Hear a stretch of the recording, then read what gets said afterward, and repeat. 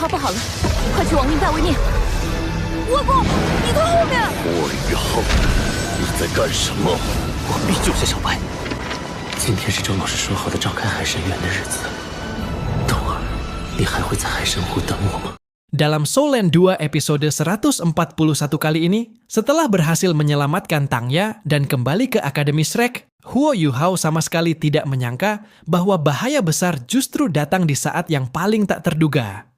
Di kedalaman kesadarannya, sebuah getaran hebat tiba-tiba muncul. Jantung Huo Yuhao berdegup kencang. Sesaat kemudian, sosok Xuedi muncul di hadapannya. Wajahnya yang biasanya tenang, kini dipenuhi kegelisahan. Ekspresi yang sangat jarang terlihat darinya. Aku merasakan sesuatu yang tidak beres, ucap Xuedi dengan suara berat. Xiaobai berada dalam bahaya besar. Keadaannya sangat tidak stabil. Cepat, keluarkan Raja Beruang Es itu dari alam setengah bidang roh mati. Mendengar nama itu, hati Huo Yuhao langsung tertekan. Ia tahu betul hubungan antara Xuedi dan Raja Beruang Es Xiaobai. Dahulu kala, di wilayah utara ekstrim, Xuedi pernah menyelamatkan Xiaobai yang masih kecil dan membesarkannya dengan tangannya sendiri. Ikatan itu begitu dalam, hingga meski kini hanya tersisa kesadaran spiritual, Xuedi masih memiliki resonansi jiwa dengannya. Jika Xuedi sampai berkata demikian, maka jelas sesuatu yang sangat serius sedang terjadi. Huo Yuhao tidak berani menunda. Ia segera melafalkan mantra, membuka gerbang menuju alam setengah bidang roh mati, lalu melangkah masuk bersama Xuedi. Namun apa yang terlihat di hadapannya benar-benar di luar dugaan. Langit di alam itu seakan runtuh. Menekan sangat rendah, diselimuti awan hitam pekat yang bergulung-gulung. Kilatan petir saling bersilangan di dalam awan, menggelegar dengan suara berat yang mengguncang jiwa. Tekanan mengerikan turun dari langit, membuat tak terhitung makhluk roh mati tersungkur ke tanah, gemetar ketakutan. Hanya segelintir yang cukup kuat berani mendongak dan meraung menantang langit, seolah melawan kekuatan tak kasat mata itu. Di kejauhan, di atas sebuah gundukan kecil, berdiri sosok Raja Beruang Es Xiaobai.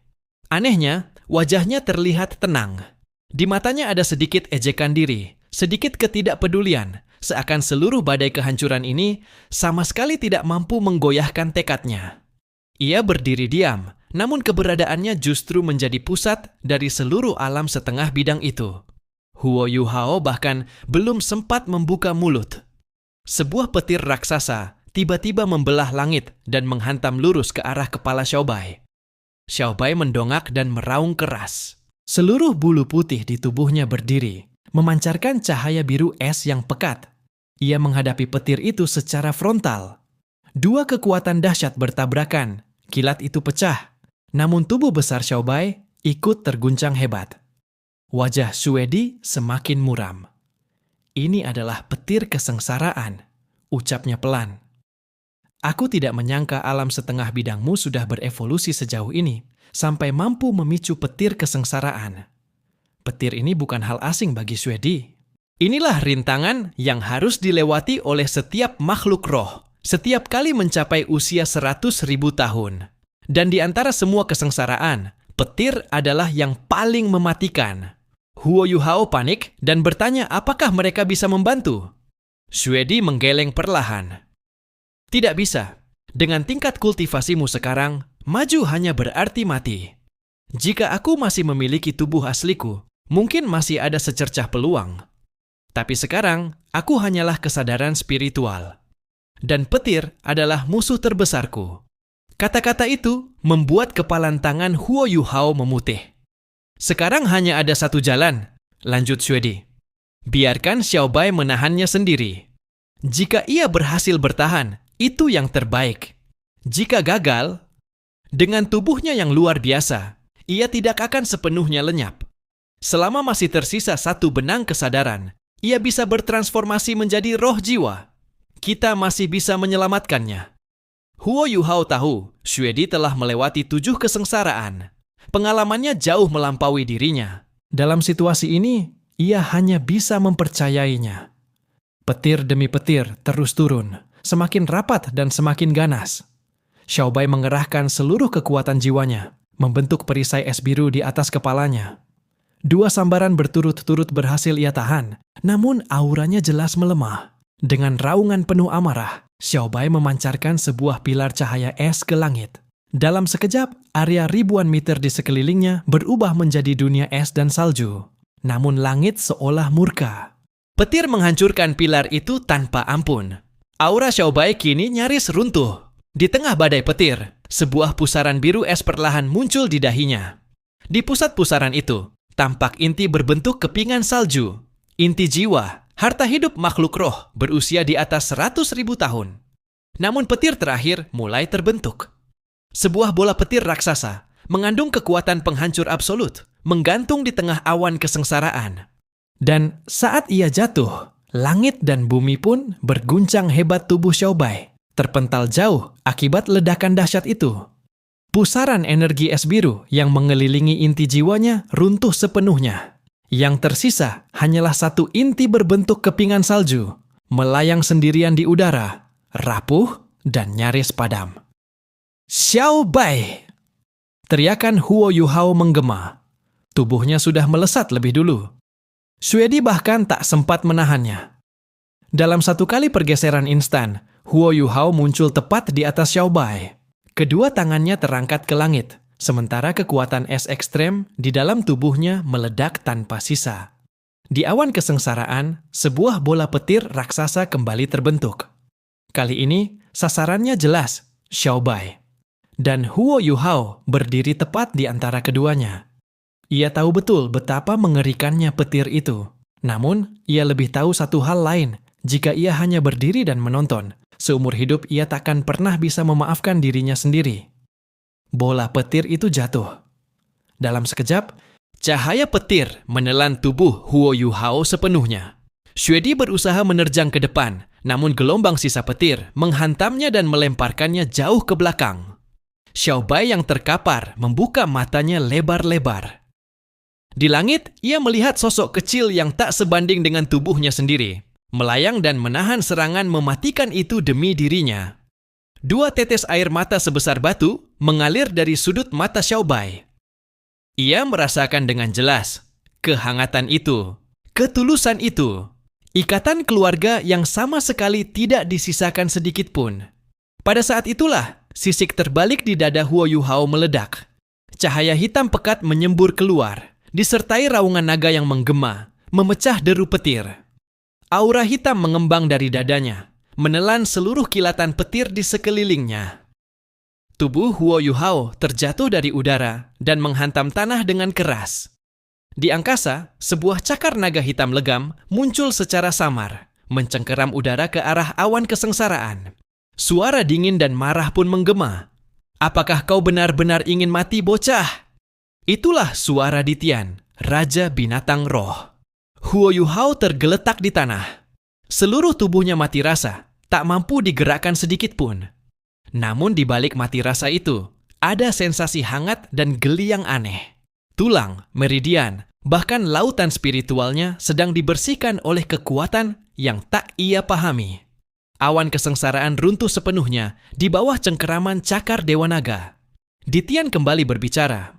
Nada suaranya dipenuhi amarah.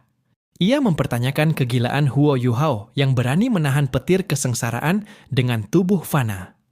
Barusan, saat melintasi dimensi, bahkan ia sendiri terkena hantaman terberat dari bola petir itu. Huo Yuhao tersenyum lemah. Ia mengusap rambutnya yang berdiri kaku akibat sengatan listrik, lalu dengan suara serak mengucapkan terima kasih. Aku hanya ingin menolong seorang teman, ujarnya pelan. Kalau tidak, dia benar-benar akan menghilang. Ditian terdiam. Sosok hitamnya mengental di udara. Pandangannya menyapu sekeliling, lalu ekspresinya berubah aneh. Ini bukan benua Douluo. Ia merasakan dengan jelas bahwa tempat ini adalah sebuah alam setengah bidang buatan. Bahkan dengan kekuatannya yang nyaris menyentuh tingkat dewa, ia tak berani mengklaim mampu menciptakan tempat semacam ini. Ternyata, di atas batas ekstrem, masih ada tingkat yang lebih tinggi. Ditian menenangkan pikirannya, lalu menatap Xiao Bai. Raja beruang es itu tidak menjawab apapun. Ia hanya menatap Huo Yuhao dengan mata penuh ketergantungan dan keakraban. Ditian mengerti segalanya. Demi menyelamatkan seekor binatang roh, manusia ini telah mempertaruhkan nyawanya sendiri. Ikatan semacam itu bahkan membuatnya tersentuh. Huo Yuhao memohon agar Ditian menyelamatkan Xiaobai. Namun Ditian menggeleng. Tidak bisa diselamatkan. Inti jiwanya telah retak, sumber asalnya rusak parah. Satu-satunya jalan hidup adalah menjadi roh jiwa milikmu.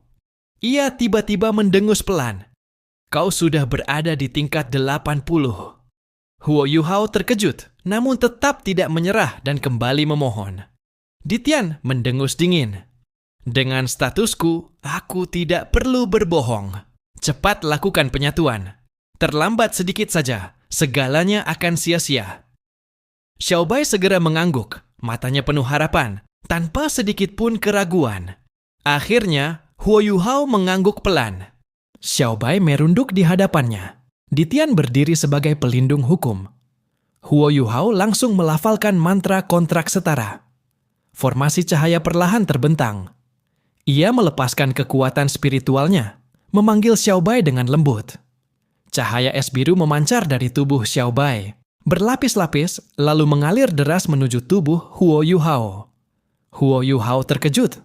Asal kekuatan Xiaobai ternyata sangat cocok dengannya. Tidak ada penolakan, tidak ada rasa sakit. Kekuatan besar itu justru menyatu dengan mulus, bahkan membantu menyerap sisa sumsum es 10.000 tahun di dalam darahnya. Tubuh Huo Yuhao perlahan tenggelam dalam cahaya biru es. Roh bela diri kalajengking Kaisar Es Giok muncul. 7 cincin roh menyala satu persatu. Tatapan Ditian mengerut saat melihat beberapa cincin merah di antaranya. Tubuh besar Xiaobai akhirnya roboh sepenuhnya. Aura kehidupannya menghilang bagai air surut. Pada saat yang sama, sebuah cincin roh merah baru bangkit dari bawah kaki Huo Yuhao. Di permukaannya, 3 garis emas samar berkilau perlahan. Sejak saat itu, Huo Yuhao resmi melangkah ke jajaran roh Doluo. 8 cincin es ekstrem. Ia sendiri tak pernah menyangka. Yang pertama menembus tingkat 80 justru roh bela diri kalajengking Kaisar Es Giok, bukan mata roh sebagai roh utama.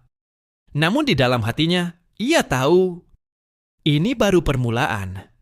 Menambahkan cincin roh pada mata roh kedepannya hanya akan semakin sulit.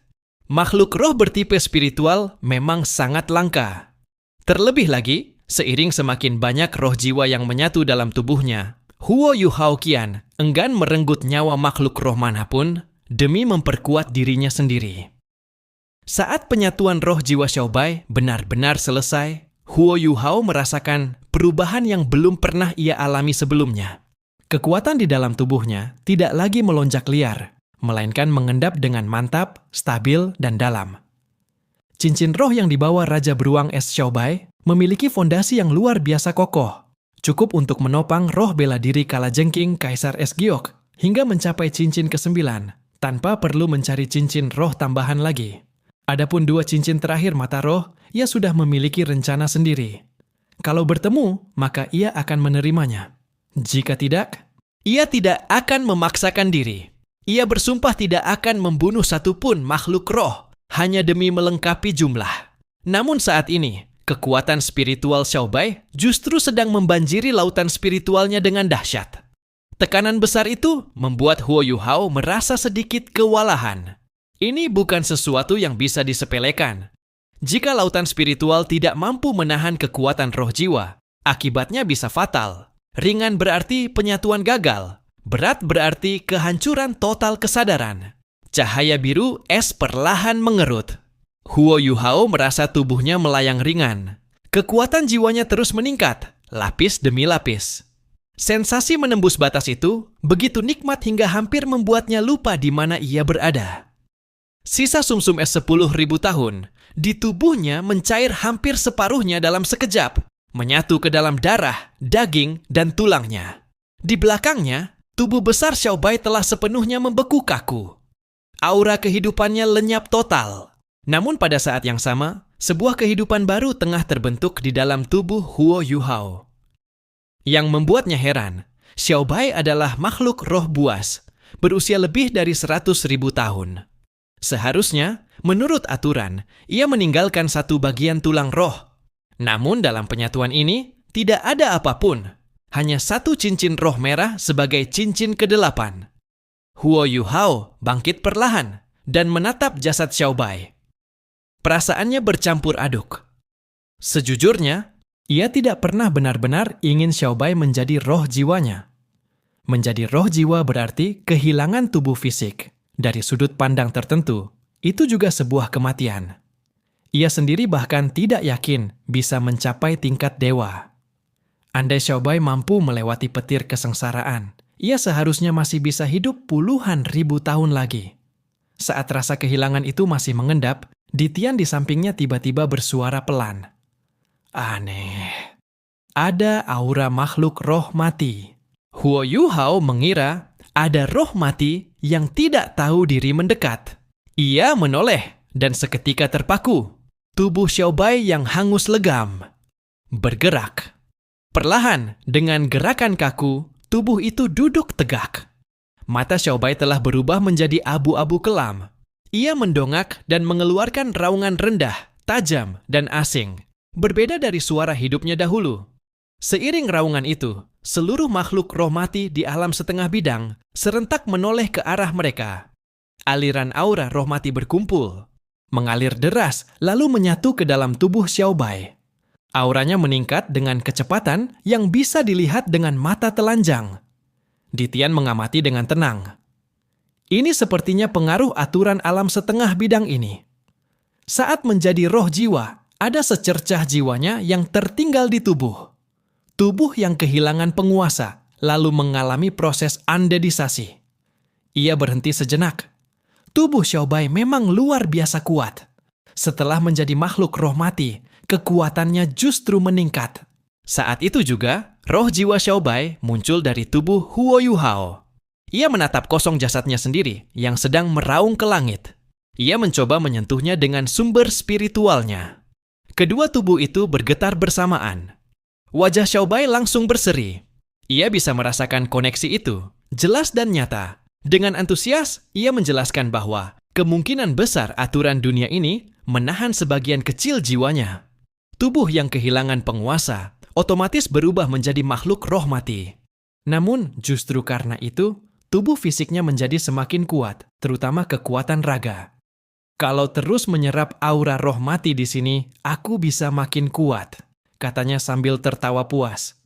Aku memang suka tempat ini. Sekarang rasanya seperti hidup dalam dua wujud sekaligus. Ini luar biasa. Huo Yuhao sempat tertegun. Namun melihat Xiaobai sama sekali tidak merasa tertekan. Bahkan tampak gembira, hatinya pun menjadi lega. Ia meminta Xiaobai kembali ke dalam tubuhnya untuk menstabilkan sumber roh jiwa terlebih dahulu. Barulah kemudian ia menoleh ke Ditian. Tatapan Raja Binatang Roh itu rumit. Semakin lama, aku semakin tidak bisa melihat batasmu, ucapnya pelan. Ceritakan padaku asal-usul alam setengah bidang ini. Huo Yuhao terdiam sejenak, lalu memutuskan untuk jujur. Ia menjelaskan bahwa tempat ini diciptakan oleh gurunya, seorang ahli dari dunia lain bernama Electrolox.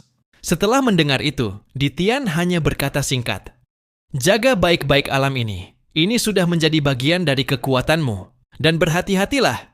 Tidak setiap kali kau membuat kekacauan, aku bisa menyeberangi dimensi untuk menyelamatkanmu." Sosok hitam itu pun memudar, lenyap di udara. Huo Yuhao menatap arah kepergian Ditian. Hatinya dipenuhi kekaguman. Kapan ia bisa mencapai pemahaman ruang setinggi itu? Saat itulah ia benar-benar bisa menyentuh ranah tersebut. Di belakangnya, tubuh undead Xiaobai masih menyerap kekuatan alam. Namun Huo Yuhao tidak bisa berlama-lama. Malam ini, festival jodoh Dewa Laut akan dimulai. Ia harus segera kembali ke Akademi Shrek.